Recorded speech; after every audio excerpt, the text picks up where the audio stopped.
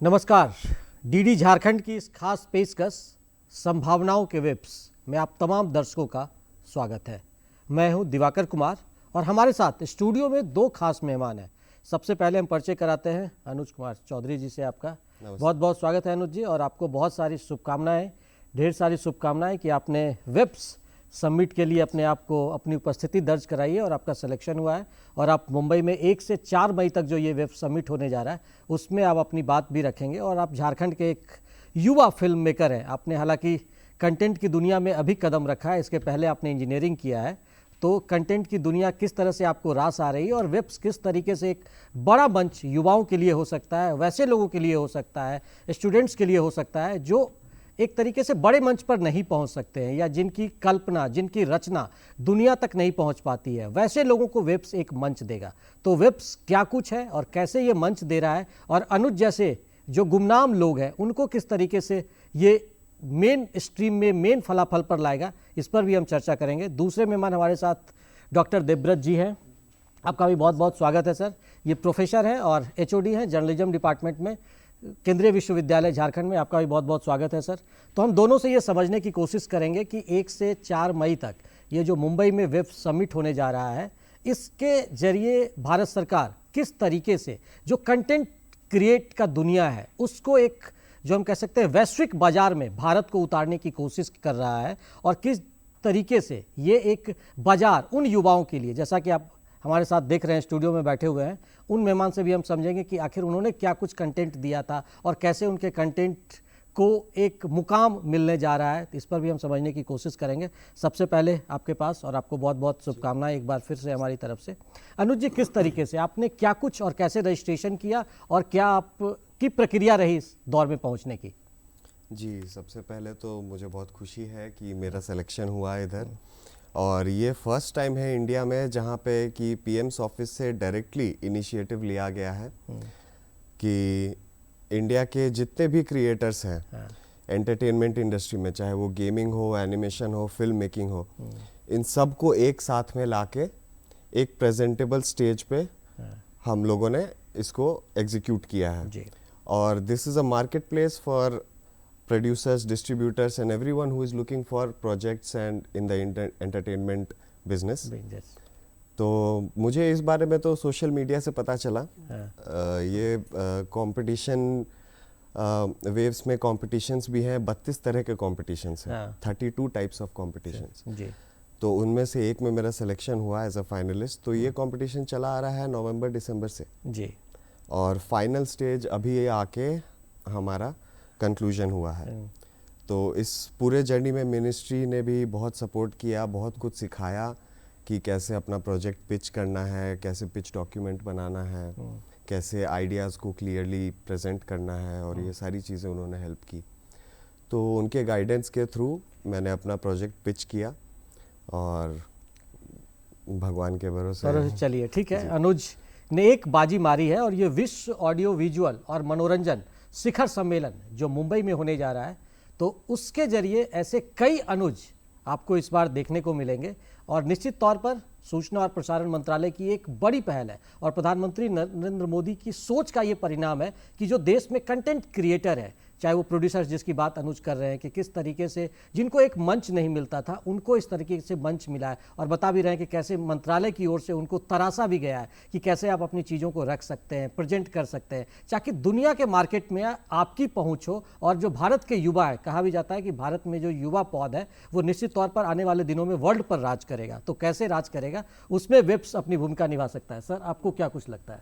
मुझे ये लगता है कि पिछले 10 साल में भारत में जो मनोरंजन उद्योग में बड़ा उछाल आया है, बड़ी ग्रोथ हुई है, और डिजिटल क्रांति ने अब ये संभावना उपलब्ध करा दी है कि हर कोई कंटेंट क्रिएटर बन सकता है, और इसमें स्मार्टफोन रेवोल्यूशन का भी बड़ा योगदान है। तो युवा हर जगह आप देखेंगे देश के अलग अलग हिस्सों में युवा लोग जो हैं वो कंटेंट क्रिएट कर रहे हैं। अब जरूरत इस बात की है कि उनको एक मंच मुहैया कराया जाए, और वेव्स एक ऐसा मंच उपलब्ध करा रहा है जहाँ वो कंटेंट डिस्ट्रीब्यूटर हैं या कंटेंट ब्रॉडकास्टर हैं और कंटेंट क्रिएटर हैं, उनके बीच में एक लिंक क्रिएट होगा और सबको अपना एक दूसरे को समझने का मौका मिलेगा, देखने का मौका मिलेगा। एक दूसरे को समझने को, देखने का भी मौका मिलेगा। और आपकी क्या एक्सपेक्टेशन है अनुज जी, जिस तरीके से आपको कह रहे हैं ना कि लगातार ये नवंबर से ये सिलसिला चल रहा था और ये आप फाइनल दौर में पहुंचे, फाइनलिस्ट के रूप में आपका चयन हुआ, तो ये जो पूरी प्रक्रिया रही, जो कॉलेजों में किस तरीके से इसको लेकर एक मूड भी बनाया गया,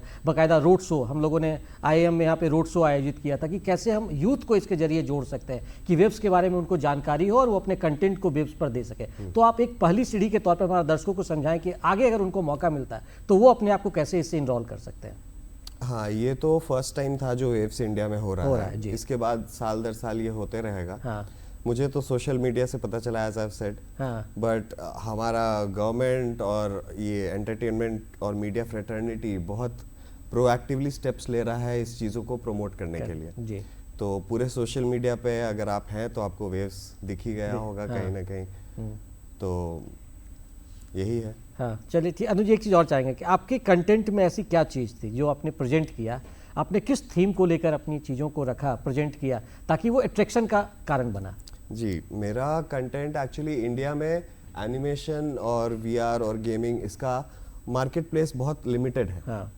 तो मैंने एक VR प्रोजेक्ट पिच किया जहाँ पे कि आप जिस तरह के स्पेसेस सपनों में देखते हैं, which are very disconnected from reality, उन सारे स्पेसेस को मैं VR एनवायरनमेंट में प्रेजेंट करने की कोशिश कर रहा हूँ। ठीक है। और उसके लिए मुझे टेक्निकल गाइड्स भी चाहिए और प्रोडक्शन बजट भी चाहिए और डिस्ट्रीब्यूटर्स भी चाहिए। तो ये एक ऐसा मंच है जहाँ फर्स्ट टाइम इन इंडिया हम लोग इन सारे आइडियाज़ और कॉन्सेप्ट्स को दुनिया के सामने ला सकते हैं। और वर्चुअल रियलिटी एक ऐसा मीडियम है जहाँ पे कि इमर्सिव एनवायरनमेंट होता है, तो इस तरह के कॉन्सेप्ट्स और ideas they can work in that environment.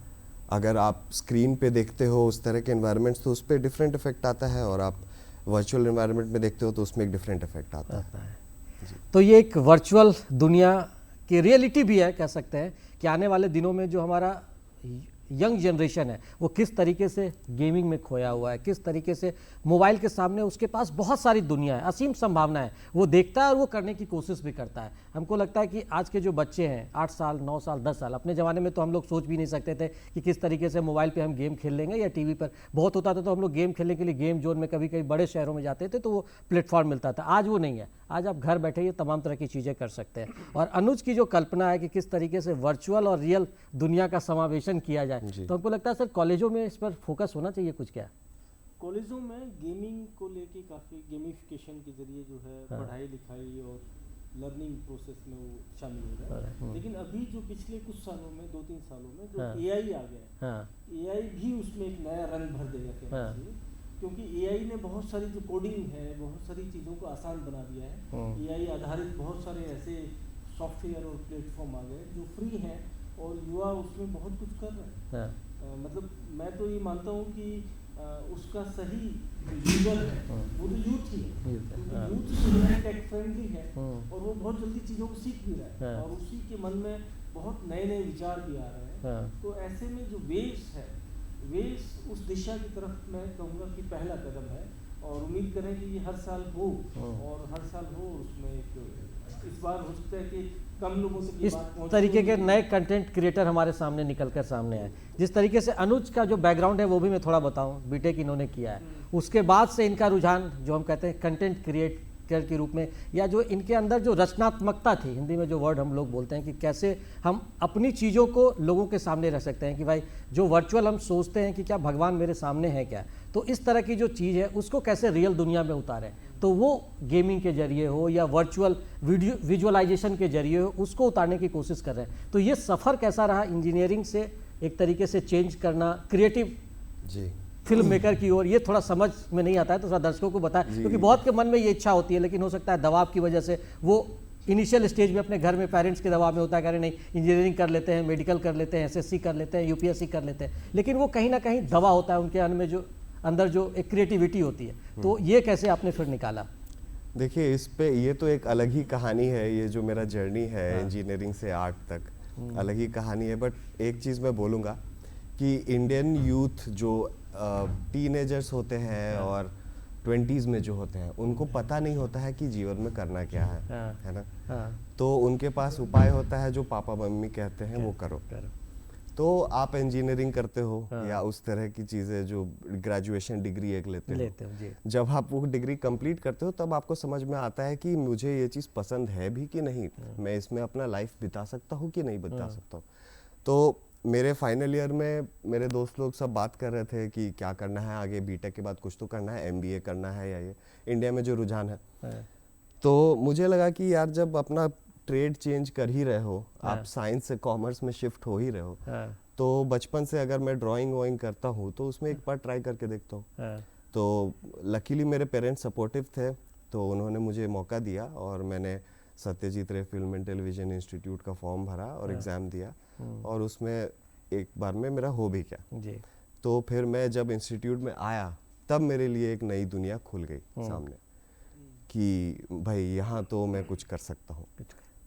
तो वेब्स ने अनुज को एक नई दुनिया, जो इनके मन में ख्वाब थे, जो इनकी इच्छाएं थी, उसको किस तरीके से पूरा कर सकते हैं, उसके लिए एक मंच वेब्स ने इन्हें दिया है। और जो कंटेंट, चाहे वो संस्कृति की बात होती हो, सृजन करने की बात होती हो, सहयोग करने की बात होती है, किस तरीके से आपने जो कंटेंट की अपनी रचना करनी शुरू की, तो ठीक है वेब्स के जरिए आप उस पर जोड़ने का प्रयास आपने किया कि ठीक है मुंबई के जरिए। आपको लगता है कि ये वेब्स का जो माध्यम है वो युवाओं के लिए एक बड़ा मंच हो सकता है आने वाले दिनों में, जिस तरीके का प्रयास हुआ है? जी, ये जो वेव्स का ये इन लोगों ने जो कॉन्सेप्ट क्रिएट किया है ये सभी एज ग्रुप्स के लिए है। इसमें आप प्रोफेशनल हो या स्टूडेंट हो, फर्क नहीं पड़ता है, आपके लिए प्लेटफॉर्म खुला हुआ है जी।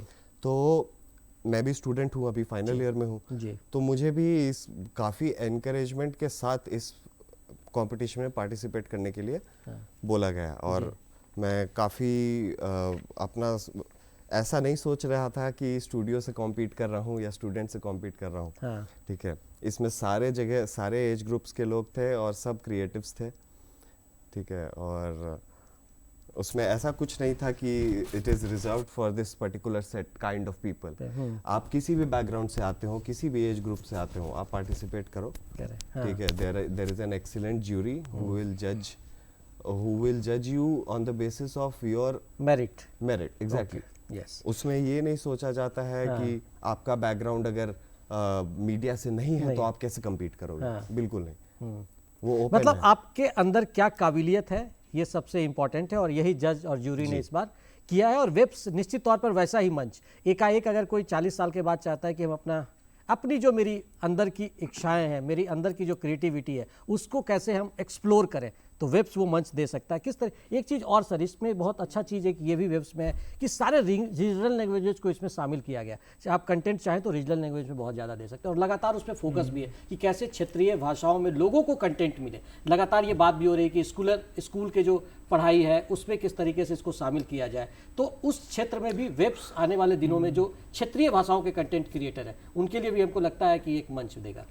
नहीं, भारत में जो है डाइवर्सिटी तो गजब की है। वो भाषाई विविधता की बात नहीं है, वो सांस्कृतिक विविधता भी है।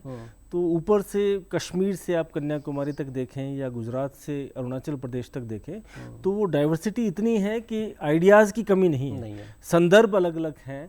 तो मुझे तो ये लगता है कि वो अभी तक जो है नए विचार और जो ये क्रिएटिविटी है वो अलग अलग रीजनल इलाकों में सीमित रही। उसको यदि राष्ट्रीय स्तर पे कोई मंच दिया जाए तो वो एक बहुत बड़ा मतलब क्रिएटिविटी का विस्फोट होगा। और वेव्स नाम का जो मंच है, इस तरीके के जो मंच हैं, वो मैं तो कहूँगा कि मुंबई ही नहीं देश के अलग अलग हिस्सों में, अलग अलग कोनों में भी आने वाले दिनों में आयोजन किए जाने चाहिए। ये एक सवाल हमेशा से उठता भी रहा है कि किस तरीके से जो हमारी मुंबईया फिल्म इंडस्ट्री है उस पर हमेशा ये लगता रहा है कि बहुत ज़्यादा क्रिएटिविटी लोगों ने वहाँ नहीं की। कहीं अगर कोई बॉलीवुड की फिल्में हैं, कोई हॉलीवुड की फिल्में हैं या फिर कोई कर्नाटका की फिल्में हैं, हैदराबाद की फिल्में, तो उसका कुछ ज़्यादा ही डब हिंदी में हुआ है। ये हमेशा से आरोप लगता रहा है। तो क्या लगता है कि वेब्स जैसे मंच आने से या फिर अभी जो हम लोग कहते हैं ना OTT प्लेटफॉर्म आने के बाद वेब्स, उसका हम कह सकते हैं सेकेंड स्टेज है क्या OTT प्लेटफॉर्म आने के बाद? अनुज जी, वेव्स एक्चुअली बॉलीवुड में ना एंट्री लेना बहुत मुश्किल है। हाँ, आपको थोड़ा सा नाम होना चाहिए, पैसा होना चाहिए, तब आप बॉलीवुड में एक फिल्म डायरेक्ट कर सकते हो। वेव्स एक ऐसा प्लेटफॉर्म है जो गुमनाम लोगों को भी डायरेक्ट करने का अपॉर्चुनिटी देता है। ओके। अगर प्रोड्यूसर्स आपके कॉन्सेप्ट में इंटरेस्टेड हैं, डिस्ट्रीब्यूटर्स को पसंद आया, तो बिल्कुल आप प्रोड्यूस करिए, आप डायरेक्ट करिए, कोई प्रॉब्लम नहीं है। They are willing to facilitate with you with a team also, तो वो पूरा सपोर्ट उधर से देते हैं।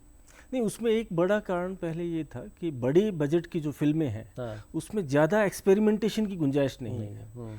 लेकिन जब से मल्टीप्लेक्स रेवोल्यूशन हुआ है या फिर OTT और भी ज़्यादा कहना चाहिए कि बड़ा माध्यम है, तो जो नई कहानियाँ हैं जो लीक से हटके हैं, ज़्यादा क्रिएटिव है, तो उनको एक स्पेस मिला है। जो लो कॉस्ट लो बजट फिल्में हैं वो अब OTT पे उपलब्ध हैं और वो बड़ा अच्छा कर रहे हैं। तो बहुत सारे जो देश के अलग अलग हिस्सों में जो डायरेक्टर हैं, प्रोड्यूसर्स हैं, जो जिनको बड़े प्रोड्यूसर या बड़े जो सिनेमा हॉल की रिलीज नहीं मिलती थी, आज वो OTT की भरोसे जो है अपना प्रोडक्शन करते हैं और उनका काम जैसे जिस तरीके से अनुज की बात हो रही है, वैसे ही हमारे दो मित्र, एक तो हमारे साथ NDTV में बहुत दिनों तक काम किया, दोनों ने NDTV में संयोग से काम किया है कि यहाँ देवघर में प्रभात खबर के रेसिडेंट एडिटर हुआ करते थे अविनाश कुमार दास, वो आज OTT में बड़ा नाम है।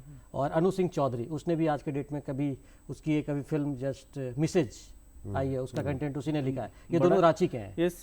तो ऐसे कई लोग हैं जिन्होंने OTT आने के बाद उनको मंच मिला, और अब वेब्स आने के बाद लगता है कि ये जो मंच का सिलसिला है ना, ये लंबा चलेगा।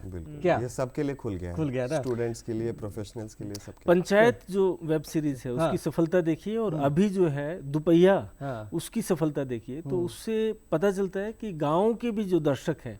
और एक बात और अपने को समझना चाहिए कि ये जो स्मार्टफोन है, अब जो दर्शक हैं वो उनका देखने का पैटर्न भी बदल गया है, और वो टीवी पे या बड़े स्क्रीन पे देखेंगे ये जरूरी नहीं है। वो स्मार्टफोन पे, अपने स्मार्टफोन पे, क्योंकि इंटरनेट है उपलब्ध, तो OTT का ऐप उस पर लोड करके वो बहुत सारे दर्शक, लाखों लाख दर्शक अब वो अपने मोबाइल फोन, स्मार्टफोन पर वो कंटेंट देखते हैं। इसलिए वो डायनेमिक्स बदल गया है, दर्शकों का जो डायनेमिक्स है वो भी इसमें एक बड़ा रोल प्ले करता है। दर्शकों का डायनामिक्स भी बदला है। अच्छा, आपको क्या लगता है कि किस तरीके के कंटेंट ज़्यादा आपको लगता है कि देश में अभी ज़्यादा डिमांड में है या दुनिया में ज़्यादा डिमांड में है? एक्सेसिबिलिटी तो बढ़ी है, OTT सबके पास है, एक्सेस सबके पास है, तो मैं ये नहीं बोलूँगा कि एक पर्टिकुलर टाइप ऑफ कंटेंट बहुत ज़्यादा फ्लरिश कर रहा है, लेकिन मैं चाहूँगा कि लोग एनिमेटेड कंटेंट भी और देखें। इंडिया में एक बाहुबली, रामायण, ये तो बहुत तरह की फिल्में आई जिसमें कि कंटेंट बाहुबली ओपन, बाहुबली की वजह से इंडियन VFX के लिए कई दरवाजे खुल गए। पूरे वर्ल्ड मैप पे हमारा अब VFX इंडस्ट्री जाना जाता है। उसी तरह मैं चाहूंगा कि इंडिया में एनिमेशन, जिसका कि एक आउटलुक बहुत ही खराब है कि ये बच्चों के लिए है, animation is just a medium. उसको आप किसी भी तरह, आप उसमें हॉरर बनाओ, आप उसमें कुछ भी बनाओ, वो ऑडियंस टारगेट आप कैसे करते हो वो डायरेक्टर के ऊपर। तो मैं बस यही चाहूंगा कि ये जो प्लेटफॉर्म है, और मैं जिस कंपटीशन में गया, that is specifically N animation film makers competition, तो उसके जरिए मैं ये चाहूंगा कि इंडिया में अवेयरनेस और बढ़े, लोग और पसंद करें एनिमेशन को। मैं ये नहीं चाहूंगा कि कोई उनको ठूस के दिखाए। लेकिन देयर आर गुड कंटेंट जो कि लोगों को पता नहीं है और पता होना चाहिए। अच्छा, पता एनिमेशन की आपने बात की, तो मैं एक चीज़ और थोड़ा छेड़ता हूँ। आपको लगता है कि हम लोग उस दौर में फिर लौट के तो नहीं आ रहे हैं कि जंगल जंगल बात चली है, वो क्या एनिमेशन था और क्या उसका व्यूअर्स, हमको लगता है शायद मैं आपको एक फैक्ट बताऊंगा इसके बारे में। मोगली की जो कहानी है जी, वो लिखा एक ब्रिटिश इंसान ने, लेकिन वो कहानी एक यूपी के इंसान से प्रेरित है। उसका नाम था दिन शनिचर, और he had been raised by wolfs. 1800s में उसको डिस्कवर किया गया और उस पे एक कहानी लिखी गई, मोगली की कहानी। तो ये है कंटेंट, यही है कि कोई इंग्लैंड का बंदा उस कंटेंट को लिख कर दे दिया, और उसके बाद इंडिया में, मुझे लगता है इंडिया ज़्यादा वो पॉपुलर कहीं और नहीं होगा। इंडिया में तो हमको लगता है हर किसी घर में अगर बच्चे को दिखाना है तो मोगली की कहानी दिखा दो, बता दो। लेकिन आज भी फैक्ट ये है कि इतने बड़े लेवल पे भारत में बच्चों को मद्देनजर, बच्चों के मद्देनजर नया कंटेंट कम बन रहा है। आज भी डोरेमोन जो है वो जापानीज कंटेंट है, या फिर बहुत सारा कंटेंट जो है कोरिया से आ रहा है और अमेरिका से आ रहा है। तो जरूरत इस बात की है कि हम एनिमेशन ही यूज करें, लेकिन भारतीय कंटेंट भी तैयार करें जो भारतीय। इसीलिए ना रचनात्मकता की इसीलिए बात हो रही है ना, कि जैसे अनुज जैसे लोग जो सोचते हैं उसको हम पर्दे पे उतारेंगे, तो ऐसे कई कंटेंटर लगता है कि इस बार वेब से मिलेंगे हमको। जी, क्या आप लोगों का क्या एक्सपीरियंस रहा है अनुज? तो मेरे जो उनको तो मैं कॉम्पिटिटर्स ही बोलूंगा। हाँ। मेरे कॉम्पिटिटर्स से मुझे डर लग गया था। हाँ। मुझे लगा नहीं था कि मैं फाइनलिस्ट हो पाऊंगा। हाँ। क्योंकि द क्वालिटी ऑफ प्रोजेक्ट्स, ठीक है, नेक्स्ट लेवल। हाँ। मुझे भी आइडिया नहीं था being in a film school कि इंडिया में इतने अच्छे इस लेवल के एनिमेटर्स हैं, और ऐसे ऐसे एनिमेशन प्रोजेक्ट्स, इतना डीप एनिमेशन प्रोजेक्ट, प्लस जो आपने बोला कि इंडियन कैरेक्टर्स होने चाहिए, लोकल लुक होना चाहिए, बिल्कुल 100% पूरी तरह से वहाँ पे लोकल लुक दिखा रहे हैं। जितना भी प्रोजेक्ट्स मैंने देखा उसमें आपको इंडियननेस दिखेगी। शायद इसीलिए वेब्स की महत्ता हमको लगता है सर इसीलिए और भी बढ़ जाती है, जिसकी आप बात कर रहे हैं ना कि डोरेमोन या दूसरे और भी जो कंटेंट है, वो दुनिया के कंटेंट हमारे सर पे जो लादे हुए हैं ना, उस कंटेंट को किस तरीके से हमारी जो यूथ है वो वेब्स के जरिए मंच मिलने के बाद अपने कंटेंट को रेज करेंगे और शायद उसकी धमक फिर उसी तरीके से होगी। क्या आपको लगता है? हमारे पास बहुत लंबा इतिहास है, बहुत सारी कहानियां हैं। हमारे यहाँ तो कहानी कहने की लंबी परंपरा रही है ना, बच्चों को सिखाने की परंपरा है, से लेके सब। हाँ, सारी तो जरूरत इस बात की है कि उन कहानियों को भी अपना विषय बनाया जाए, और साथ में जो आधुनिक जमाने की, आज के जमाने की कहानियां हैं उनको भी उसमें डाला जाए, और उससे बच्चों को जो है बहुत कुछ सिखाया जा सकता है।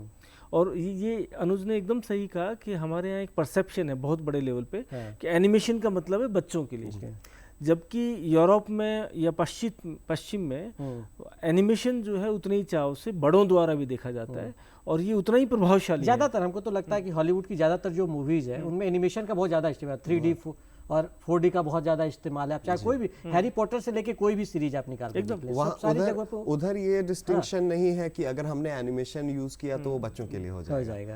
है ना, हमारे कल्चर का पार्ट बोलो आप या कुछ भी बोलो, ये है कि ड्राइंग, चित्रकारी, ये सारी चीजें बचपन की चीज है, बचकाना चीजें हैं। इनसे कुछ रिजल्ट नहीं मिलता। बट यूएस ने ऑलरेडी आपको रिजल्ट दिखा चुका है, यूरोप ने रिजल्ट दिखा चुका है कि इसमें भी मार्केट है। This is also lucrative. हाँ, मुझे लगता है उसमें एक बड़ा कारण ये था कि 80 के दशक में, जब 80 के दशक में हमने अमेरिका से बहुत सारे जो कार्टून इंपोर्ट करने शुरू किए, क्योंकि हमारे पास अपना कंटेंट नहीं था, तो तब से एक परसेप्शन बन गया है कि एनिमेशन का मतलब है कि बच्चों का कंटेंट। तो हमारे यहाँ कभी कॉमिक्स की दुनिया हुआ करती थी, वो ऑलमोस्ट खत्म हो गई, वो हमारी लोकल कंटेंट थी, लेकिन वो एकाएक खत्म हो गई। जो आप कह रहे हैं कि 80 के दशक में आने के बाद ये जो हम लोगों ने इंपोर्ट किया तो हमारे लोकल कंटेंट सारे खत्म हो गए। मैं खुद बड़ा हुआ नागराज और ये सारे चाचा चौधरी और ये सारे कॉमिक्स पढ़ के, बट आज वो सब कुछ भी नहीं है। तो अब तो बच्चों के हाथ में मोबाइल है, बच्चे आज के डेट में मोबाइल से ही अपना समय, अगर स्कूल के बाद उनके पास कोई टाइम है तो वो वक्त वहीं पे बिता रहे हैं। तो मेरे ख्याल से वहाँ पे हमको लगता है कि रचनात्मकता की जरूरत है कि बच्चों के लिए हम वैसे कंटेंट परोसे जो उनके लिए कहते हैं कि इमेज बिल्डिंग के साथ साथ उनमें जो भारतीय एजुकेट भी करे, इन्फॉर्म भी करे और उनका एंटरटेनमेंट भी करे, ये तीनों चीजें शायद उसमें होनी चाहिए। क्या ये जो एंटरटेनमेंट ही नहीं है एनिमेशन, मेरा बेटा जो है कई ऐसे यूट्यूब चैनल देखता है जो एंटरटेनिंग नहीं है, इंफॉर्मेटिव है। जैसे साइंस की या बॉडी की, इंजीनियरिंग की बहुत सारी ऐसी चीज़ें वो एनिमेशन के जरिए वो बनाते हैं, और छोटे छोटे वीडियो के जरिए उन सब कॉन्सेप्ट्स को वो क्लियर करते हैं। तो एनिमेशन का वो उपयोग भी है, ये केवल एंटरटेनमेंट नहीं, एजुकेशनल यूज भी है एनिमेशन का। ह्यूमन प्रवृत्ति है कि हम इमेजेस में चीज़ों को बेहतर समझते हैं, एकदम। तो आप किसी को अगर कुछ सिखाना चाहते हो तो इमेजेस के अलावा, मूविंग इमेजेस के अलावा कोई और बेहतर मीडियम हो ही नहीं सकता। तो इमेजेस के अलावा कोई बेहतर मीडियम नहीं हो सकता है, ये अनुज का भी मानना है, देवव्रत जी का भी मानना है। तो किस तरीके से वेब्स एक बड़ा मंच, अनुज जैसे जो फिल्म मेकर है, कंटेंट राइटर है, और कई ऐसे गुमनाम लोग हैं जिनको एक बड़ा मंच नहीं मिलता है, उनके पास प्रतिभा भी है, उनके पास रचनात्मकता भी है और कंटेंट क्रिएट करने की काबिलियत भी है, लेकिन किसी वजह से, मंच नहीं मिलने की वजह से वो अपने आप को ना तो निखार पाते हैं और ना ही अपनी बात रख पाते हैं। लेकिन हमारे विशेषज्ञ जो दोनों यहाँ पर बैठे हुए थे और अनुज को जिस तरीके से प्लेटफॉर्म मिला है, तो ये साफ तौर पर कह रहे हैं कि वेब्स जो सूचना और प्रसारण मंत्रालय ने इस साल लॉन्च किया है, और आने 1 और 4 मई को जिसका समिट हो रहा है, जो एक बहुत बड़ा समिट जिसमें देश और दुनिया के सारे कंटेंट राइटर पहुंचेंगे, जो इस फील्ड से जुड़े हुए प्रोड्यूसर्स हैं, फिल्म मेकर्स हैं, वो तमाम लोग पहुंचेंगे। उनके लिए एक बड़ा मंच है, और आने वाले दिनों में जो भारत की युवा पीढ़ी है उनके लिए भी ये एक जो हम कह सकते हैं बड़ा हथियार साबित हो सकता है कि वो अपने कंटेंट की धाक पूरी दुनिया में कैसे जमा सकते हैं। तो हमारे दोनों मेहमानों का बहुत बहुत धन्यवाद कि आपने हमारे लिए वक्त निकाला। तो दूरदर्शन की पूरी टीम को दीजिए इजाज़त। नमस्कार। Thank you.